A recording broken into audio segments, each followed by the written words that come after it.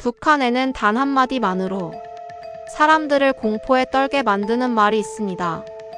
아오지. 함경북도 북쪽. 북한 주민들은 이렇게 말합니다. 아오지 간다. 그것은 단순히 탄광에 가는 것이 아닙니다. 살아 돌아오지 못한다는 뜻입니다. 정치범 수용소 제12호 관리소. 70년간 수만 명이 이곳으로 끌려갔습니다.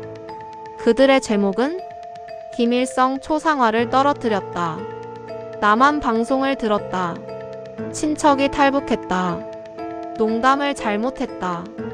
때로는 아무 죄도 없이 지금부터 12분간 세상이 외면한 그곳의 진실을 검증된 증언과 기록으로 전달하겠습니다. 이 영상은 충격적인 내용을 포함합니다. 지도에서 지워진 곳 함경북도 회령시 북쪽 아오지. 정확한 위치는 함경북도 회령시 아오지 구역입니다. 두만강에서 불과 20km. 중국 국경과 인접. 인구 약 3만 명 추정. 하지만 북한 공식 지도에는 제대로 표시되지 않습니다. 왜일까요?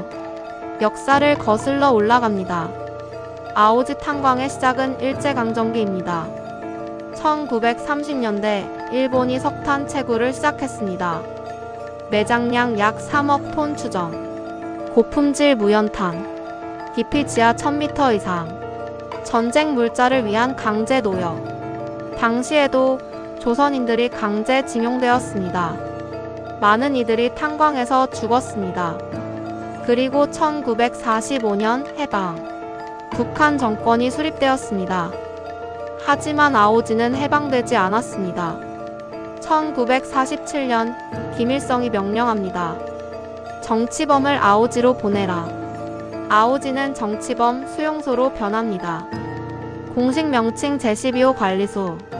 아오지는 완전 통제구역으로 수감자는 평생 출소할 수 없으며 그 가족까지 함께 수감된다. 현재 아오지의 모습입니다. 탄광시설, 수용소 건물, 철조망, 감시탑. 구글 어스에서도 볼 수 있습니다. 채탄구역 지하 갱도 수십 개, 수용구역 막사형 건물들, 보이부구역 감시 및 관리, 가족구역 수감자 가족 거주지. 총 면적 약 50평방킬로미터. 하나의 작은 도시 크기입니다. 하지만 이곳에서는 인권이 존재하지 않습니다. 추정 수감자 수는 1960년대 약 5만 명, 1980년대 약 3만 명, 2000년대 약 2만 명, 2010년대 이후 약 1만 명, 총 누적 최소 15만 명 이상. 이 중 얼마나 살아나왔을까요? 거의 없습니다. 이제 가장 중요한 부분입니다. 아오지는 어떤 곳일까요? 1990년대 수감됐던 탈북자 김씨의 증언. 새벽 4시에 기상합니다. 옥수수죽 한 그릇. 아침 5시 갱 안으로 들어갑니다. 지하 600m. 공기는 탄진으로 가득합니다. 마스크? 그런 건 없습니다. 하루 할당량이 있습니다. 석탄 1.5톤. 달성하지 못하면 저녁 식사를 못 받습니다. 하루 16시간 노동. 저녁 9시에 갱에서 나옵니다. 손을 보면 피가 나고 손톱이 벗겨져 있습니다. 씻을 물도 부족합니다. 그 상태로 잡니다. 하지만 이것은 시작일 뿐입니다. 다른 증언자의 이야기. 막사 하나에 50명이 잡니다. 방 크기는 약 30평. 침대는 없습니다. 바닥에 그냥 눕습니다. 겨울에는 영하 20도까지 내려갑니다. 난방? 없습니다. 동사자 속출. 매일 아침 2~3명은 얼어 죽어 있습니다. 시신을 끌어내고 세 사람이 들어옵니다. 하루 2끼. 아침 옥수수죽 한 그릇, 저녁 옥수수죽과 소금. 영양실조로 인한 사망률 40% 이상. 3개월만 지나면 사람이 해골처럼 변합니다. 걷기도 힘들어집니다. 하지만 일은 해야 합니다. 그런데 가장 충격적인 것은 사고입니다. 탄광 사고 증언. 갱이 자주 무너집니다. 지지대가 약하고 안전 점검이 없으니까요. 2006년 겨울이었습니다. 오후 2시쯤 갱이 무너졌습니다. 안에 있던 120명, 27명만 살아나왔습니다. 연간 사망자 수백 명 추정. 구조 장비? 없습니다. 병원? 없습니다. 다친 사람은 그냥 죽습니다. 시신은 근처 산에 묻습니다. 이름표도 없이. 아오지 뒷산을 만인굴이라고 부릅니다. 수만 명의 시신이 묻혀 있다고 합니다. 하지만 이것보다 더 끔찍한 것이 있습니다. 아이들입니다. 3대 처벌, 가족 연좌제. 아오지에는 아이들도 있습니다. 부모가 정치범이면 아이도 수용됩니다. 수용소에서 태어난 아이들도 있습니다. 그 아이들은 학교에 가지 못합니다. 12살만 되면 탄광에서 일합니다. 자기가 왜 여기 있는지도 모릅니다. UN 인권보고서에 의하면 제12호 관리소에서는 3대에 걸친 가족 전체가 수감되며 어린이를 포함한 모든 수감자가 강제 노동에 동원된다. 이는 명백한 반인도적 범죄다. 이제 가장 중요한 질문입니다. 누가 아오지로 끌려가는가? 북한의 성분 제도를 이해해야 합니다. 핵심 계층 28%, 동료 계층 45%, 적대 계층 27%. 적대 계층에 속하면 당원 불가, 좋은 직업 불가, 평양 거주 불가, 감시 대상, 그리고 작은 실수만 해도 아오지로 가는 제목 실제 사례. 사례 1, 1999년 한 가정의 집에 홍수가 났습니다. 급히 물건을 빼다가 김일성 초상화가 물에 젖었습니다. 가족 5명 전원 아오지 수감.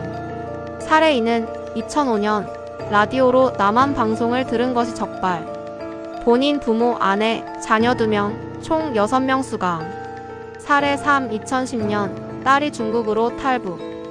부모와 오빠가 남아 있었습니다. 3명 모두 아오지로. 사례 4, 김정일 관련 농담을 했다가 밀고 당함. 가족 전원 수감.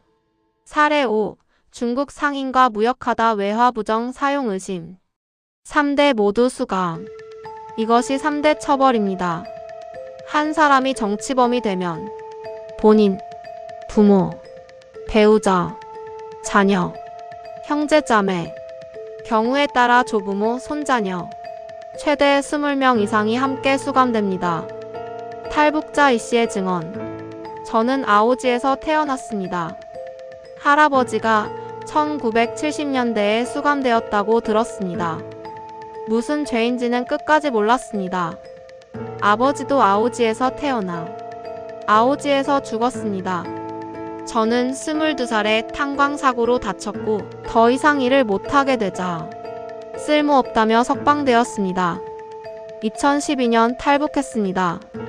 지금 한국에 있습니다. 아오지에는 여동생이 아직 있습니다. 살아있는지 모릅니다. 10년 생존율 약 30%, 20년 생존율 약 5%. 석방 사례 극히 드문 장애로 노동 불가 시에만. 주요 사망 원인은 영양실조 40%, 탄광사고 30%, 치료 불가 질병 20%, 동사 폭행 기타 10%, 평균 수감 기간 평생, 생환 확률 거의 0%. 그런데 2000년대 들어 변화가 생겼습니다. 국제인권단체의 위성사진 분석 결과 제12호 관리소의 일부 건물 철거 확인, 수용구역 축소. 하지만 탄광 가동은 계속. 폐쇄? 아니면 재편? 전문가들의 의견. 아오지가 완전히 폐쇄된 것은 아닙니다. 규모를 줄이고 더 은밀하게 운영하는 것으로 보입니다. 국제사회의 감시를 피하기 위한 전술입니다. 2025년 현재 추정 수감자 약 1만 명. 여전히 가동 중입니다. UN 본부와 세계는 알고 있습니다. UN 북한인권조사위원회 보고서는 북한의 정치범 수용소에서 자행되는 행위는 반인도적 범죄에 해당한다. 주요 내용은 강제노동, 고문, 처형, 성폭력, 강제낙태, 영아살해, 국제형사재판소 ICC 회부 권고. 하지만 중국과 러시아의 거부권으로 UN 안보리 의결 실패, 국제사회 규탄 성명들, 국제사회의 압박, 2004년 미국 북한인권법 제정, 이후 매년 북한인권 결의안, 2016년 한국 북한인권법 제정. 하지만 아오지는 여전히 존재합니다. 2025년 현재도 석탄 채굴이 계속되고 사람들이 갇혀 있습니다. 생존자들의 메시지를 세계가 알아주길 바랍니다. 아직도 그곳에 사람들이 있습니다. 죄도 없이 갇힌 사람들이 있습니다. 제 가족은 아직도 그곳에 있습니다. 꺼내주고 싶습니다. 하지만 방법이 없습니다. 아오지를 잊지 말아주세요. 침묵은 그들을 죽입니다. 70년의 기록. 추정 총 수감자 15만 명 이상. 현재 수감자 약 1만 명. 생환자 극소수. 국제사회 방문 영해. 북한 정부는 존재하지 않는다라고 합니다. 하지만 우리는 알고 있습니다. 아오지. 한때는 단순한 탄광이었습니다. 하지만 70년간 그곳은 인간의 존엄이 완전히 부정당하는 곳이 되었습니다. 우리가 할 수 있는 것은 무엇일까요? 반드시 기억해야 합니다. 침묵은 공범인이 알려야 합니다. 국제사회의 압박으로 행동이 필요합니다. 이 영상을 본 여러분들, 한 사람 한 사람이 증인입니다. 공유해주세요. 이야기해주세요. 잊지 말아주세요. 말할 수 없는 이들을 위하여. 좋아요, 구독 부탁드립니다. 다음 영상은 북한 6대 정치범 수용소를 다루겠습니다. 여러분의 생각을 댓글로 나눠주세요. 시청해주셔서 감사합니다.